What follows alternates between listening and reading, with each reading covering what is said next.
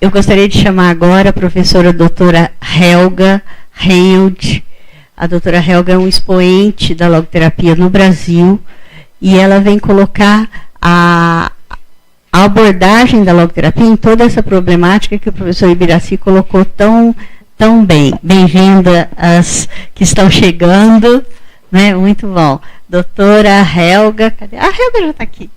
Doutora Helga, muito obrigada. Bom dia a todos.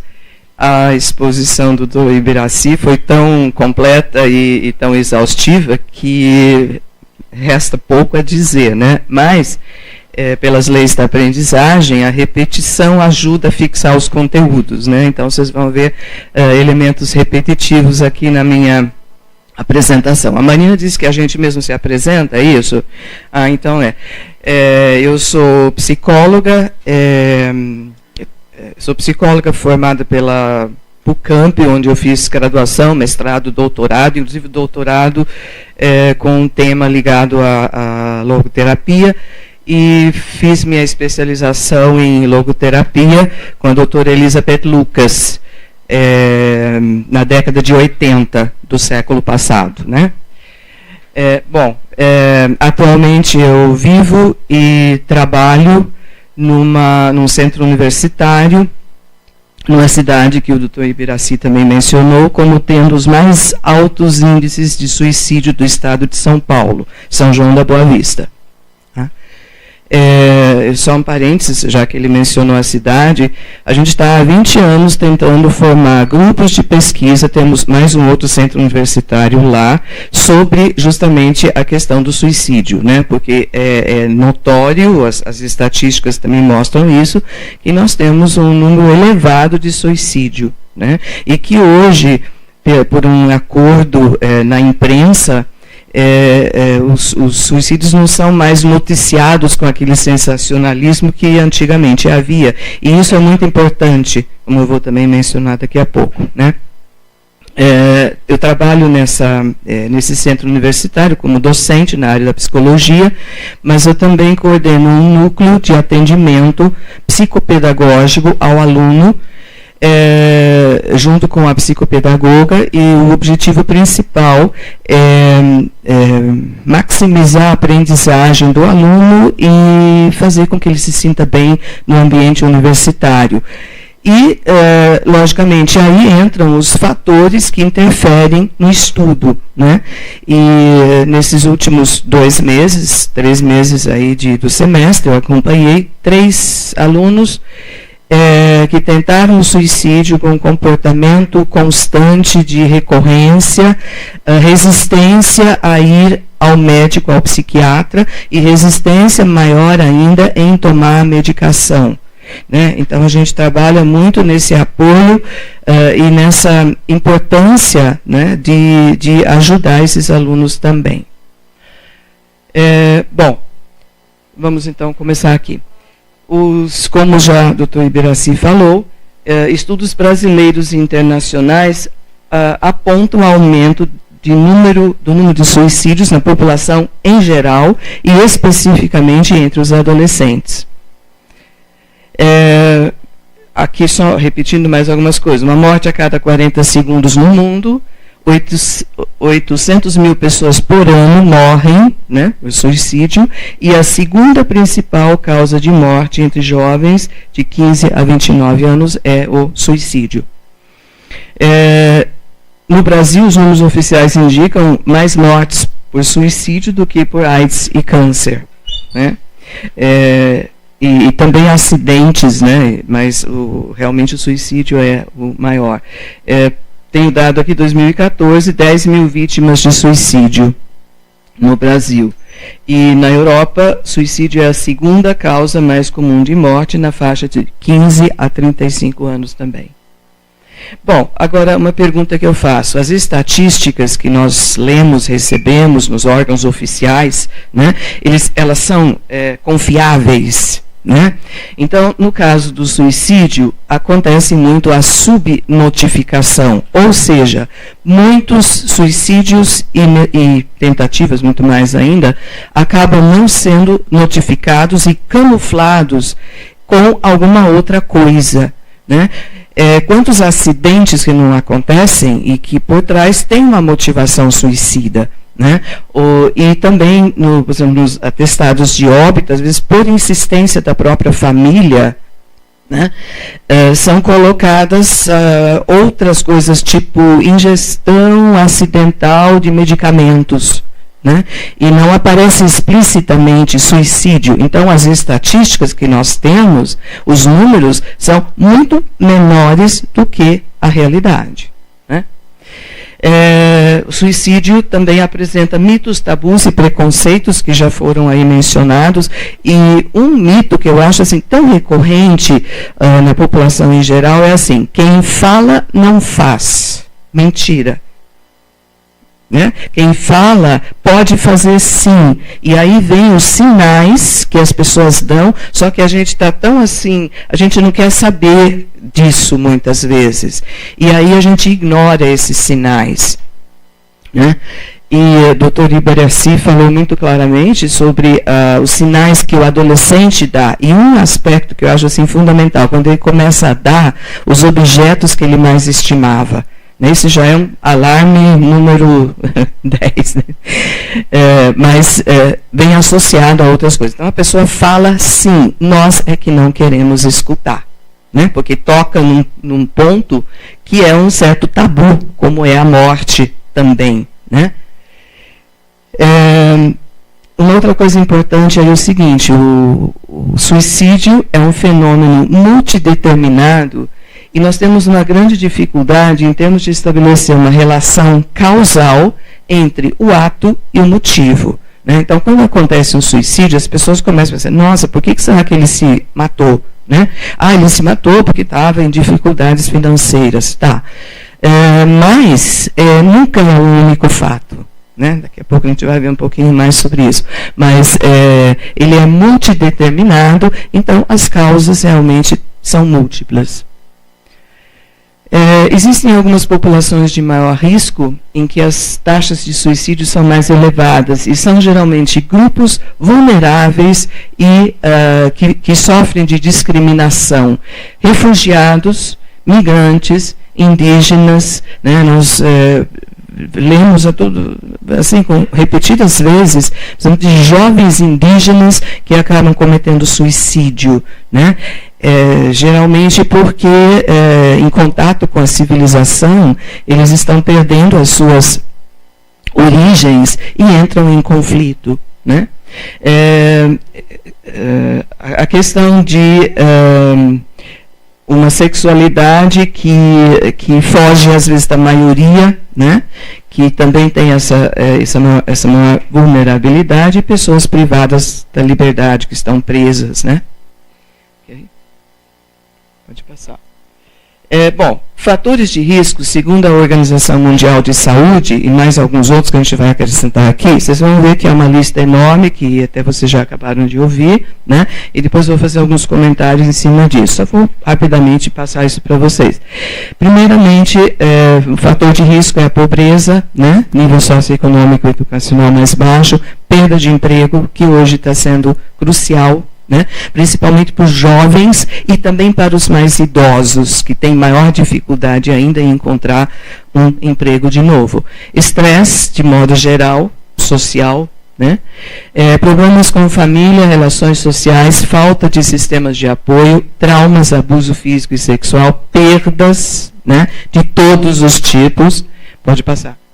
Perturbações mentais, então, muitas vezes o suicida apresenta alguma problemática psiquiátrica também, baixa autoestima e desesperança e uma impulsividade e comportamento autodestrutivo. Esses 3 alunos que eu atendi, 2 deles costumam se mutilar, cortando o corpo com qualquer coisa que apareça, né? Caco de vidro, faca e tudo mais. Um desses alunos faz estágio no hospital como enfermeiro, como estudante de enfermaria, e os supervisores estão sempre ali junto com ele para ver se ele não comete algum ato destrutivo em relação a si próprio ou aos outros, né?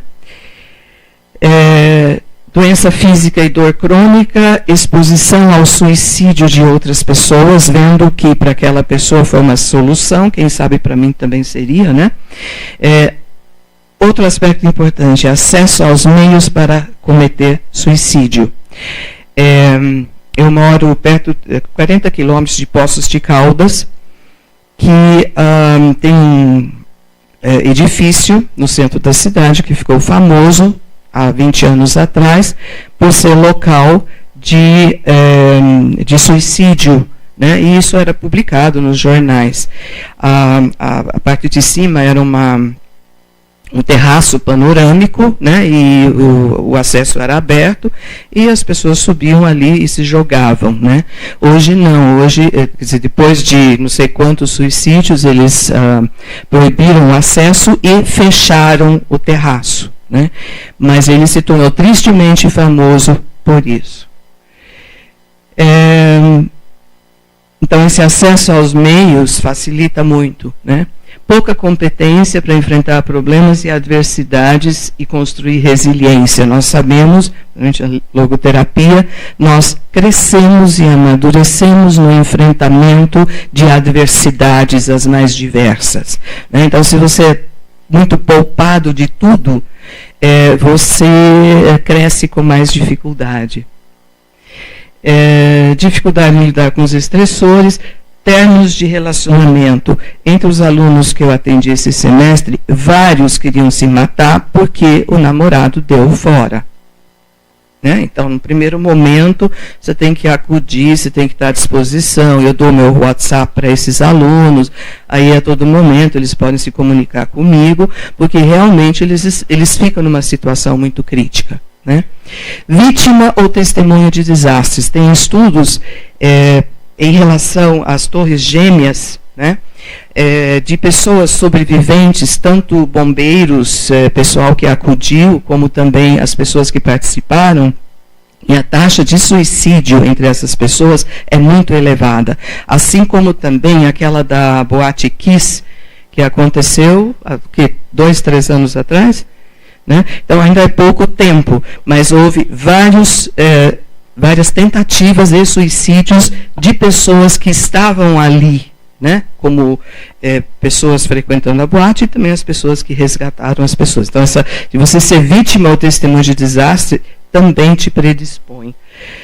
Vivência de solidão ou isolamento, que às vezes pode ser uma solidão, isolamento voluntário, eu me isolo socialmente, ou às vezes é uma verdade, é uma situação que acaba acontecendo. E a ruptura de tradições. De modo geral, a gente observa o seguinte: havia, até há, 30, 40, 50 anos atrás, um código de conduta que era seguido pela maioria, né? Baseado em tradições, o que você podia fazer e não podia fazer. Então, isso hoje mudou muito, e principalmente o jovem não encontra suporte, né? Nessas tradições. E ele vê uma contradição muito grande entre o que os pais dizem, o que ele pode e não pode, e o que os filmes dizem, a mídia diz, os colegas dizem, né?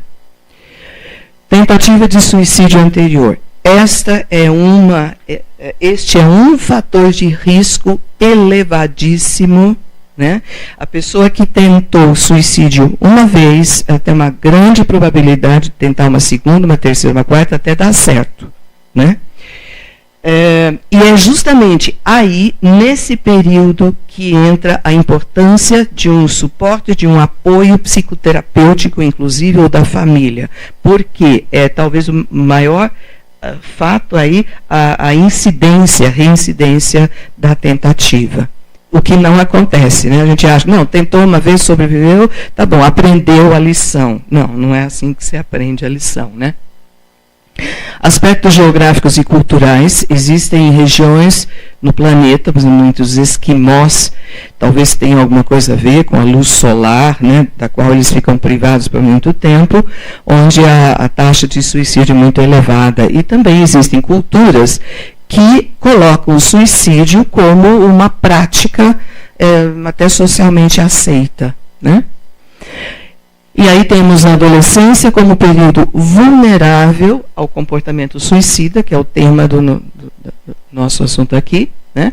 E um outro aspecto, que também é o cerne aqui da nossa conversa, o vazio existencial. Então, a falta de sentido para a vida, a não percepção de valores que devem embasar o nosso comportamento, né?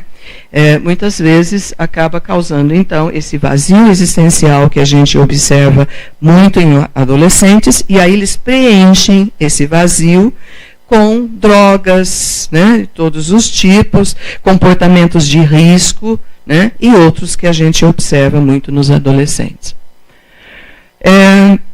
Bom, agora vejam, nós vimos aqui um monte de fatores de risco e a gente se pergunta, bom, praticamente isso aí é o que acontece conosco o tempo todo, com todo mundo, né? Então estabeleceu-se um critério que seria assim, você deveria ter uma combinação de 3 fatores para que o risco de suicídio realmente seja mais iminente. Então, primeiramente, traços, que são predisposições internas. Muitas vezes também aqui entra a questão psiquiátrica, né, de problemas psiquiátricos, mas a questão de percepção de derrota, né, eu não tenho jeito, sou derrotado, não há escapatória e não tenho salvação. Né, aí que vem a desesperança, a impulsividade e a agressão, que muitas vezes é uma autoagressão. Depois existe o Estado, e aí a gente vê que, em geral, existe envolvido um certo grau de depressão nas tentativas de suicídio. E o limiar é o fato de você ter modelos de suicídio e disponibilidade de meios. Né? Por exemplo, a questão de acesso a armas. Existem países onde o acesso de armas é livre, cada um tem a sua arma. Então é fácil, na hora do desespero, você está com a cabeça quente, você pega a tua arma e... Né? Só voltando um instante aqui, ó. E modelos de suicídio. Né? Então, antigamente, os suicídios eram notificados com todos os detalhes. Eu me lembro, teve uma época no Japão, os jovens se matavam com monóxido de carbono, né? Carbono? Um grupo de adolescentes entrava num carro, colocava o carro numa garagem, ligava o carro e daqui a pouco todo mundo estava morto. E isso foi um modelo para outros grupos. Foi daí que a imprensa começou a se conscientizar de que se eles não tomassem cuidado, eles fariam propaganda, né, de meios de se suicidar. Então hoje as coisas são mais cuidadosas. Pode passar. Bom, nós falamos sobre fatores de risco. Quais os fatores protetores? Apoio da família, de amigos e relacionamentos, crenças religiosas, culturais, étnicas, envolvimento da comunidade, viver com sentido e realização de valores. Vida social satisfatória, trabalho satisfatório, lazer, né? E acesso a serviços e cuidados de saúde. Agora veja, qual a relação entre fatores de risco e fatores de proteção? Quando os fatores de proteção superam aqueles de risco, o ser humano está relativamente protegido da intenção de cometer suicídio. Né? E como o suicídio é um fenômeno multifacetado, então, em geral, a gente precisa de vários fatores de risco, né, para aumentar a probabilidade de alguém cometer suicídio. Okay. Isso que eu achei muito claro, então eu copiei um trecho de um artigo da Braga e Delaglio. Os fatores de risco isoladamente não são preditores do suicídio, mas as consequências deles derivadas podem aumentar a vulnerabilidade dos indivíduos ao comportamento suicida. Né? Então, um fator isolado não é porque eu sou pobre que eu vou ter realmente uma maior predisposição. Só isso não seria o caso. Né? Bem, suicídio na adolescência. Adolescência é um período vulnerável ao comportamento suicida, porque é um tempo de transformação em que eu me transformo de criança em adulto, né? Mudanças físicas, psíquicas, sociais, cognitivas, né? Cognitivas, o adolescente começa a questionar tudo que existe no mundo, ele quer saber o porquê disso, ele quer mudar o mundo, né? E aí ele se depara com um mundo que não é nada favorável a ele, né? A gente só vê notícias ruins, né? O ambiente degradado, os políticos idem, né? Desculpe os políticos que pode haver aqui, não são todos, mas a gente está observando que os jovens não têm modelos positivos, ou não tem muitos modelos positivos de vida hoje. Né? A transição, né, da infância para a idade adulta é uma transição que não tem tempo limite. Né? Tem gente de 40 que continua adolescente. A gente deveria estar na fase do jovem adulto a partir dos 20 e poucos anos.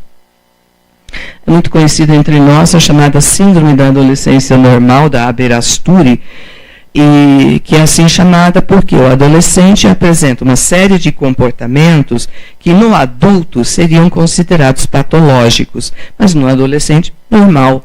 Né? Tem período em que ele questiona a Deus, ele se torna ateu e ele tem que, né, buscar a sua própria religiosidade e tal. E uma série de outros aspectos que fogem, vamos dizer assim, da normalidade, entre aspas. E o adolescente também levanta muito a questão de problemas existenciais, decisões que ele vai ter que começar a tomar, autonomia que ele tem que desenvolver. Né? Basta olhar para a questão da escolha da profissão, que ele às vezes tem que fazer numa idade em que ele não está maduro para isso. Né? Então são muitas decisões e problemas e conflitos que aparecem e ele não sabe como resolver. Agora, nós vimos os fatores de risco de modo geral. Para o adolescente, são todos aqueles, e mais esses que estão aqui mais enfatizados. Relacionamento insatisfatório com os pais. Eu acho que como é que os pais vão descobrir a mudança de comportamento no filho, que está com ideação suicida, se eles não têm tempo para o filho, não ficam em casa, soltam o filho, tá, e vivem a sua vida própria. Né? Que é o que a gente vê muito hoje.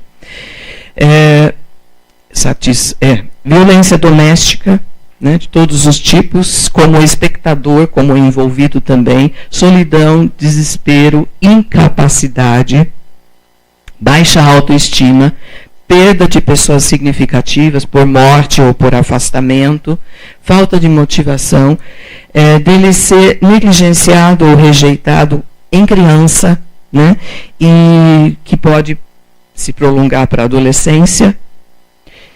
Falta de convivência com os pares. Né? Os amigos têm uma influência muito positiva, né, sobre cada um. Também tem as influências negativas, mas é fundamental que ele conviva com os seus pares. Na escola, fora da escola, no lazer. Né? Bullying. Já foi mencionado, né? A gente tem trabalhado muito com essa questão de bullying. Outro dia me chamaram na medicina veterinária para fazer uma palestra sobre bullying, porque tinha uma menina, uma aluna, uma colega na sala com um problema locomotor, né? Ela mancava. E por incrível que pareça, quer dizer, era uma classe de 19, 20 anos, eles isolaram essa menina, ninguém queria falar com ela. Né? E felizmente agora, no final do semestre, ela estava muito bem integrada, ela tornou-se liderança na classe dela, uma pessoa de muito valor e que estava sendo segregada pelos colegas. Né? E eles fazendo bullying, imitando e coisas do tipo assim. História de abuso físico ou sexual, uso de álcool e outras drogas, dificuldade de aprendizagem e daí decorrente rendimento escolar deficiente. A pessoa se sente inferior, incapaz, né, de ir bem na escola, de aprender bem. E suicídio de um membro da família.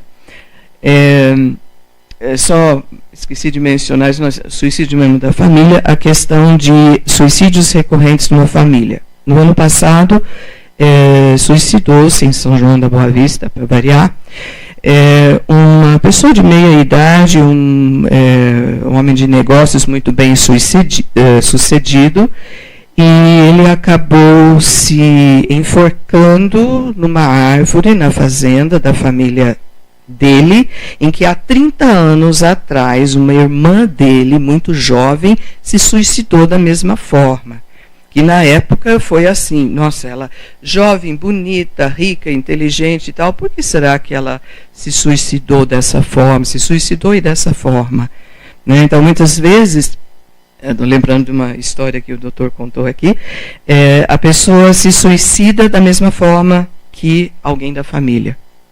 Decepção amorosa, amor não correspondido, isso é muito comum. Homossexualismo, o fato de você perceber e assumir, né, esse homossexualismo, transtornos psiquiátricos e a depressão, gravidez na adolescência, que hoje existe uma maior aceitação por parte da família. Antigamente não. A menina era até expulsa da família, posta na rua e tinha que se virar, né?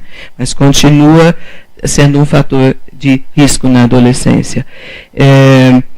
Dificuldade de enfrentar as exigências sociais e psicológicas dessa fase e o comportamento de imitação ou contágio suicida, a tal da transgeracionalidade, que é o caso que eu contei, né, e que nós vimos outro exemplo também. E aí entra a questão da mídia, que também tem o seu prolongamento na internet, só que na internet não há controle. A mídia, sim, ela hoje tem um comportamento mais ético no sentido de não dar receita de suicídio, de como se suicidar, né? Falta de motivação e interesse pela vida, discrepância entre valores familiares e sociais, né? Família diz uma coisa, mas o mundo lá fora diz outra. Falta de sentido para a vida, a tal da frustração existencial, que acaba, para superar esse vazio existencial e frustração existencial, acaba criando uma série de comportamentos nocivos e destrutivos para o jovem. Gravidez entrou aqui. Bom, agora, quais os fatores protetores específicos para o adolescente? Satisfação com o relacionamento com os pais e família. Parece que o adolescente não valoriza a família, né? É um engano. As pesquisas que a gente tem feito sobre valores com adolescentes, a gente nota, em primeiro lugar está a família. Embora nem sempre eles concordem com o que a família diz, mas a família é muito importante. Então, quando existe um relacionamento satisfatório com os pais, diálogo, os pais escutam, os pais acompanham a evolução do filho no sentido de uma busca de autonomia maior, né? Então, isso é muito bom, é um fator de proteção excelente. Altos níveis de autoestima, que até tem a ver com a questão dos pais, porque existem pais que não valorizam o que os filhos fazem, né? Eles acham que o filho é incapaz e tal. Então, os pais não apoiando o que o filho faz, ele vai se sentir inferior mesmo, né? Restrição quanto ao acesso aos meios de praticar suicídio. Então, também está havendo uma maior conscientização da sociedade com respeito a isso. E a outra coisa seria o seguinte: identificação e tratamento precoce de pessoas com transtornos psicológicos pela assistência pública mesmo, né? para não deixar que abuso de drogas, bebidas alcoólicas, que é o maior problema que a gente tem, e a própria depressão se prolonguem indeterminadamente, né? Que haja uma maior atenção para isso. Suporte social e familiar ao jovem com ideação suicida, né? E aí tem que falar sim sobre a questão. Preparo do pessoal dos serviços de emergência para melhor escuta e acolhimento. Gente, isso daí eu acho incrível. O seguinte, chega no pronto-socorro, uma menina, sei lá, geralmente são meninas que ingerem medicamentos, ou então cortou o pulso e tal, e chega lá, os atendentes não estão preparados para isso, já começam com a atitude hostil em relação a eles, começam a perguntar, nossa, como é que você fez isso, coisas assim. Há uns 15 anos atrás, eu fiquei internada uma semana na UTI, como paciente, e a maioria dos enfermeiros haviam sido meus alunos no curso de enfermagem, né, do aula de psicologia. E aí a gente conversou muito tal, e tinha uma paciente internada com tentativa de suicídio, né? O que eu notei para o meu espanto foi o seguinte, o ódio, a raiva que esses enfermeiros tinham em relação a essa pessoa, dizendo o seguinte, poxa, essa pessoa, ela praticou isso, ela que causou isto, e a gente tem um monte de outros pacientes aqui, que às vezes nem encontram lugar na UTI, com problemas gravíssimos de saúde. Então, essa raiva ao ter que lidar com pessoas que tentaram suicídio, né? Então, acho que tem um trabalho para a gente fazer aí. Outra coisa, fator protetor, é quando você tem um projeto de vida pessoal e profissional, né? Tem um passado que já foi, que eu aceito, tem o presente que eu vivo agora, mas eu tenho que pensar no futuro. Qual é o meu projeto de futuro? Profissional, pessoal, como é que eu quero ser, o que eu quero? Aí entra a questão da escolha da profissão para o adolescente, que é tão problemático, né? E a questão da crença, religiosidade e espiritualidade, que a gente sabe hoje que é um fator muito grande de proteção. Ao considerar os fatores de risco de proteção para o suicídio, não se pode perder de vista que toda tentativa de suicídio, em especial de um adolescente, é dirigida a alguém e expressa uma necessidade de afeto, de amor, de ser ouvido e reconhecido como pessoa. Deve ser interpretada como uma pergunta que precisa ser respondida. Eu acho que isso resume muito bem essa questão aí do acolhimento e do apoio que a gente dá a pessoas adolescentes, no caso que a gente está falando, que tentaram o suicídio. E esse período pós-tentativa, né, é um período muito propício para conseguir mudar algumas coisas nesse adolescente. Pode passar. Suicídio é uma questão complexa, necessitando esforços de prevenção, coordenação e colaboração de múltiplos setores da sociedade. Saúde, educação acima de tudo, porque todo mundo tem acesso à educação, né? Trabalho, negócios, justiça, defesa, política, mídia, etc., etc., né? 5 minutos, tá, ok. Agora, a educação como instância relevante, será que ela está cumprindo o seu papel? A gente está sabendo, né, que não. 3 categorias de comportamento suicida. Primeiro, os sinais, ideação suicida, a pessoa dá os sinais, ela pensa, ela tenta e muitas vezes consegue consumar o ato. E é nesse período de tempo, até que a Marina mencionou isso, que você tem um tempo propício para a intervenção. Pode passar. Agora, fator de risco relevante para pensar em se suicidar e comportamento suicida é o vazio existencial. E aí, vejam, o suicida, ele não quer morrer, ele quer escapar de uma situação na vida que é muito desagradável. E o vazio existencial é muito desagradável, né? E a prevenção consiste, então, em alavancar a questão do significado e sentido da vida para ajudar o jovem a atravessar essa fase, né? E imunizá-lo contra o vazio existencial. E a educação, né, seria importante aqui. E aí nós temos só rapidamente falando, uma proposta de prevenção do vazio existencial realizado pelo Tiago Aquino na Paraíba, em João Pessoa, com alunos de uma escola de periferia,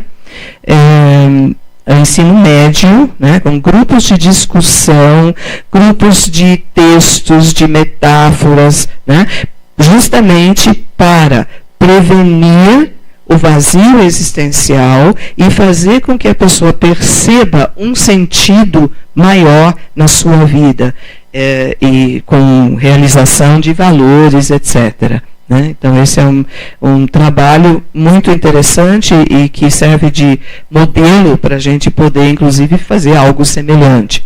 Pode passar. Bom, isso aqui, então, já falei. Inclusive, ele trabalha com projeto de vida.